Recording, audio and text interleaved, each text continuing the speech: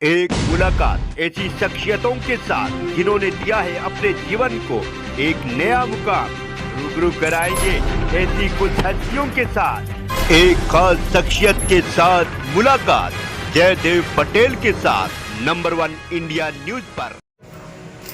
नमस्कार व्यूअर्स, मैं जयदेव पटेल और आप देख रहे हैं नंबर 1 इंडिया न्यूज। आपका एक बार फिर स्वागत है एक खास शख्सियत के साथ मुलाकात प्रोग्राम में। आज हम बात करेंगे अखिल भारतीय कांग्रेस कमेटी ने कहीं न कहीं रणनीति समिति में बदलाव किए हैं और नए चेहरे को मौका दिया है। क्या ये चेहरे कांग्रेस को दोबारा सत्ता में लाने की पूरी कोशिश करेंगे और इससे कितनी कामयाबी मिलेगी और ये कितनी बड़ी जिम्मेदारी है? इन्हीं तमाम मुद्दों पर बात करने के लिए हमारे साथ खास सामान है एआईसीसी रणनीति समिति की सदस्य संगीता बेनीवाल। संगीता बेनीवाल जी, आपको बहुत बहुत स्वागत है आज हमारे प्रोग्राम में। संगीता बेनीवाल जी, आपसे हमारा पहला सवाल है कि आपको रणनीति समिति का सदस्य बनाया गया है, ये कितनी बड़ी जिम्मेदारी आप देखती हैं इसको? बिल्कुल, देखिए जिस तरह से आने वाले समय में राजस्थान में विधानसभा के चुनाव है,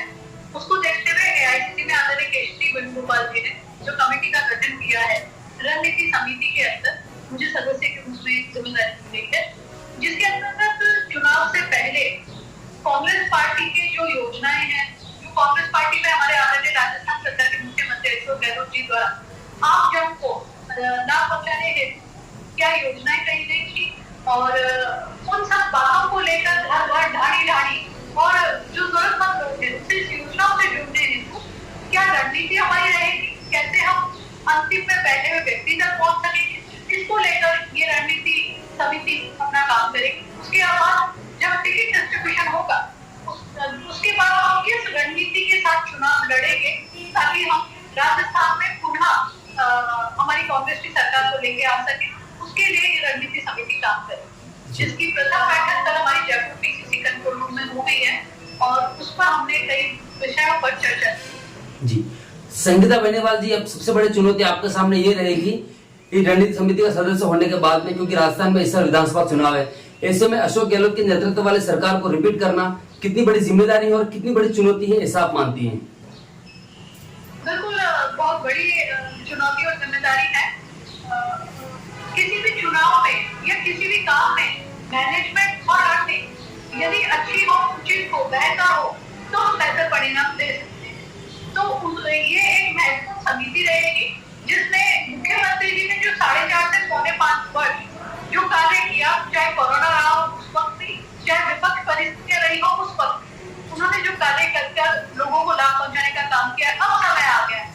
कि लोगों तक उस बात को पहुंचाए, लोगों को बार बार वो बातों को याद दिलाया जाए और एक बेहतर रणनीति के साथ हम अपना कार्य करें, जिससे हम एक बार पुनः सत्ता में कांग्रेस पार्टी आ सके। जी संगीता बेनीवाल जी, रणनीति समिति का अब एक अहम फैक्टर शुरू होगा टिकट वितरण को लेकर, और उसमें कहीं न कहीं मुख्य भूमिका रहेगी आप लोगों की। ऐसे में इस तरीके का या इन चीजों का कैसे ध्यान रखेंगे कि कोई भ्रष्टाचारी ना हो या कोई एमएलए जो 2 से 3 बार मान लो विधायक का चुनाव हार चुका हो उसको टिकट नहीं देनी है, तो ऐसे में कहीं न कहीं नाराजगी एक फैक्टर भी आपके लोगों के सामने रहेगा, तो उसको कैसे आप सुनिश्चित करेंगे? बिल्कुल, देखिए अभी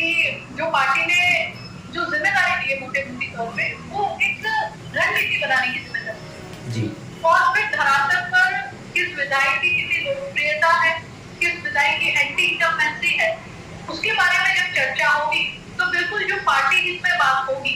जो पार्टी के लिए बात होगी, जो बात को हम अपने इस पटल पर उठाएंगे, इस मीटिंग में उठाएंगे, ताकि हमारे जिस तरह से आला कमान कह रहा है, जिस तरह से हमारा हाई कमान कह रहा है, जिस तरह से मुख्यमंत्री जी कह रहे हैं कि सर्वे में जो टॉपिक, क्योंकि सबसे पहले पार्टी सर्वोपरि है, उसके बाद दूसरी बात आती है,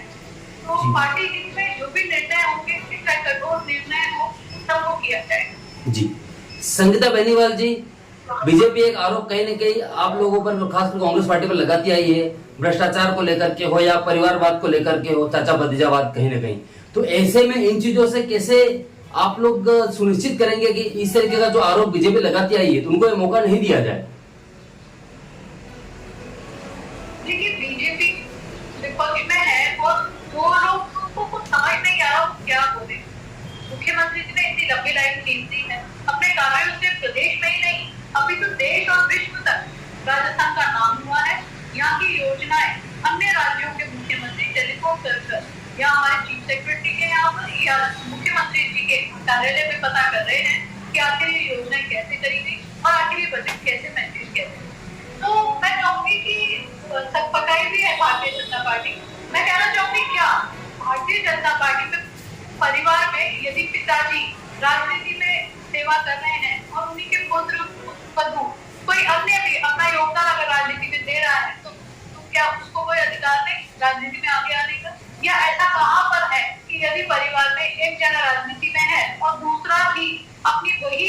जगह चुनना चाहे तो वो नहीं चुन सकता? जैसे घर में एक डॉक्टर है तो अगर पुत्र पुत्री या पुत्र वधु कोई और भी डॉक्टर बनना चाहे तो हम उसको कैसे रोक सकते? उसकी अधिकार को हम नहीं रोक सकते। तो भारतीय जनता पार्टी में भी हम देखेंगे कि कई ऐसे उदाहरण हमारे सामने हैं जहाँ पर माँ बेटा दोनों राजनीति में है, पिता पुत्र दोनों राजनीति में है। तो ये